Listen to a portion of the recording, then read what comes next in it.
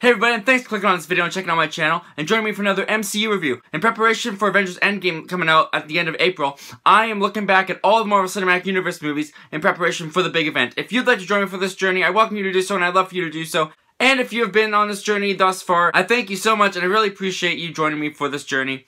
We are halfway through the MCU at the moment, and right now we are going to be looking at the later half of the MCU, starting with Avengers Age of Ultron. If you'd like to talk about this movie with me, I welcome you to do so, and I'd love for you to do so down in the comment section below. I want to know all your thoughts and opinions about this movie. And with all that out of the way, let's talk about the sequel to the Avengers movie and the second half of the MCU with Avengers Age of Ultron.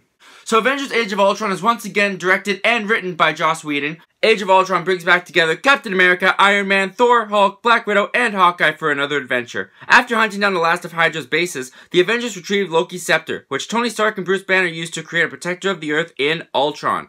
When Ultron decides the best protection for the Earth is the extinction of the human race, he teams up with newcomers Scarlet Witch and Quicksilver, and it's up to the Avengers to stop them from succeeding in their diabolical plan. I hear this movie get a lot of hate nowadays, with many people saying it flat out just sucks. Which I respect their opinions, but I highly disagree with that statement. I don't necessarily think it's a better movie than the first Avengers, but there are aspects in this movie that I think are done much better than in the original, mostly all having to do with the team themselves. The dynamic and bond of the Avengers team has developed and grown since the last film. And from the second that this film starts, their dynamic of how they work together as a team and how their friendships have developed is so well defined and is displayed very strongly on screen. Some of the best parts of this movie is at the Avengers Tower when they're hosting the party and all the Avengers are just hanging out. They tell stories about things that relate to their solo movies, and it really does feel like these characters are coming back for a reunion. And it feels like we're watching them reunite for the first time since being on their solo movies after the first Avengers movie.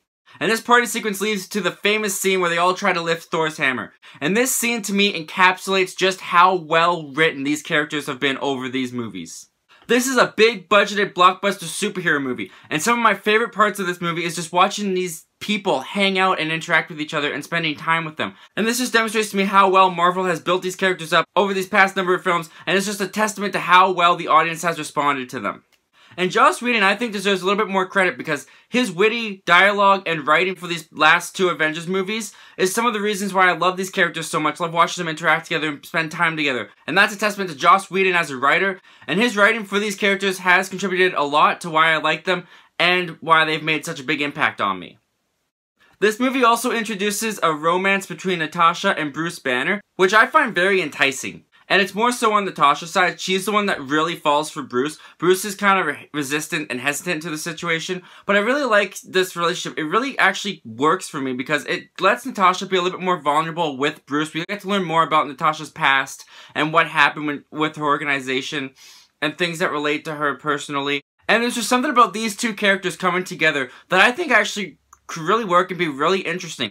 And I actually hope that they explore this relationship even more in future MCU movies. I want to see where it goes. And I do enjoy the villain of Ultron voiced by James Spader. He was created by Tony Stark, so he has kind of the same sense of humor and witty dialogue that Tony Stark would have. Which in the trailers when this movie was coming out, he was kind of voiced over in the trailers to be more menacing. But how he plays out in this movie, I actually really like watching him. I enjoy the scenes with Ultron. And even though his army of robots in the final battle in this movie is very similar to the Tatari coming down in New York in the final battle of the Avengers movie, I don't really get bothered by that too much because when you have all these characters coming together in one movie, you do have to have a villain and a conflict that it feels like it needs to take all these characters to overcome it and defeat it. So having a big army of something is really expected to have for the Avengers to fight in these kind of movies. So it doesn't really bother me that it feels very similar to how the last act of the Avengers was in the first film, but I can see why that would bother some people. I'm not blind to the flaws of this movie though, and I do have more questions and problems with it than I did the first Avengers movie. To name a few, when Scarlet Witch and Quicksilver first meet up with Ultron, they don't seem to be taken back at all that Ultron ends up being a machine. And the way that the movie sets up the scene, it sets it up like this is the first time that Scarlet Witch and Quicksilver are meeting Ultron. But the way that they talk in the scene makes it sound like they've been planning stuff for a while now and setting things up. And it didn't feel like it felt off to me. And it felt like there was contradictory ideas in that one scene. And Scarlet Witch also has this mind control power that she can give people fantasies and fears. And she can mess with people's minds. And she messes with the Avengers' minds in this movie quite a bit. But why doesn't she ever use this power again in the future MCU movies? I can think of like 5 examples and 5 situations where she could have used this power on Thanos to help out in Infinity War. I don't know, it just feels like it was in this one movie and then they completely forgot about it, but when you watch this movie again, you're like, wait, in this movie, why doesn't she just do that in this movie? I don't want to say lazy writing, I just want to say it feels a little inconsistent. And when she uses that power on Thor, it gives him a much darker and deeper prophecy, really, of a Thor Ragnarok movie that's much darker than the one that we eventually got. So watching this movie back and seeing them try to set up Thor Ragnarok, it doesn't feel like it matters anymore. It kind of feels like a waste of time when you watch it back, actually. And he also gets these visions of the Infinity Stones that leads him on a quest that does not feel like it fits in this movie. I can see that they're trying to get the Infinity Stones talked about on Earth now because they've been mentioned in Guardians of the Galaxy, so they want to connect that more in this film. But the way they do it with Thor on his own little quest, every time you cut back to him, it feels like it just doesn't belong in this particular movie. And those sequences, honestly, to me, come off as kind of an afterthought that was placed in the movie. And one last thing is, 3, 2, 1, spoiler. When Quicksilver dies, they cut to Scarlet Witch and she yells out in pain and anger, like she senses that he died, but I don't know how she could know that he died. It's a very emotional scene, and Elizabeth Olsen pulls it off very well, but she wasn't there to witness Quicksilver die, and they never set up that they had a connection through the stones, like they could sense each other's feelings and emotions. So it kind of makes you feel like they're supposed to make us believe that it's some kind of sibling connection, but they never set that up in the movie. So when she yells out after Quicksilver dies, I feel bad, but I'm also thinking, how does she know Quicksilver just died? Like the minute he gets shot and falls dead, she reacts to it. But they never show that she can see him from where she is. They never show that they have a connection. It's a cool scene. It's a very well acted scene by Elizabeth Olsen, and it's a very heartbreaking concept. But when I thought about it, it just didn't make sense to me. Maybe I missed something in the movie when I watched it back, but I don't see how she could know that he died that fast. But with all that said, I do like Age of Ultron. I have a lot of fun with Age of Ultron, and I do believe that this movie contributes quite a bit to the MCU. The movie really gives Jeremy Renner's Hawkeye a chance to shine, because he was kind of sidelined in the first Avengers movie when he was mind-controlled by Loki, but in this film we get to learn more about his life, we get to spend time with his family even on the farm, and I love that farm sequence with all the Avengers on Hawkeye's farm. You really get to see them connect, you get to see their ideologies kind of clash, and it does set up a little bit between Iron Man and Captain America for Civil War that's going to come down the line, but it doesn't feel like it oversets up, it doesn't feel like it takes over the movie. There's just a little conflict between Tony and Steve that gets set up that really works when you go and watch Civil War after this movie. But it gives Hawkeye a chance to shine, and it make him a fun part of the group, and someone to like in the group. This movie made Hawkeye likable. It made you care about Hawkeye, which is something that was missing from the first Avengers film. And it does introduce new characters that are used in the future MCU movies, like Scarlet Witch and Vision.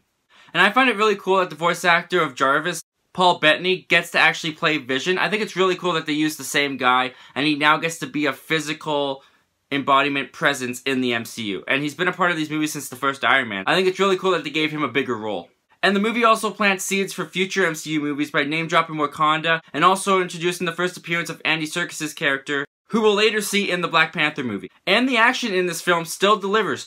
I love the fight between Hulkbuster and Hulk. I think that that is a visual spectacle, and every time I watch that action sequence between those two, I just feel like a little kid again.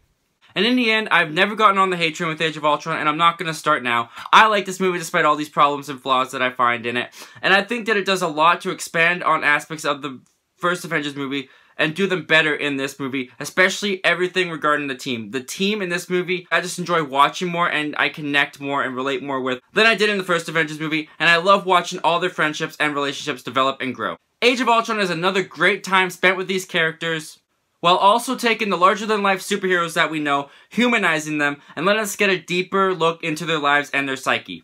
And this is the last project that Joss Whedon worked on in the MCU, and these two Avengers movies that he gave us I think are still a great time and contributed a lot to expanding, building, and developing this universe. And I do think that Joss Whedon contributed a lot to building this universe and building up these characters, and Joss Whedon is a big reason why we love these characters together. Anyway guys, that's all I have to say about Avengers Age of Ultron today. What do you think about Avengers Age of Ultron? Comment down below, let me know all your thoughts and opinions about this movie. I'm sure there's things that I didn't talk about that you'd love to talk about, and I'd love to talk about them with you in the comment section below. And with that guys, we are one movie away from completing Phase 2. Thanks for joining me to talk about Avengers Age of Ultron.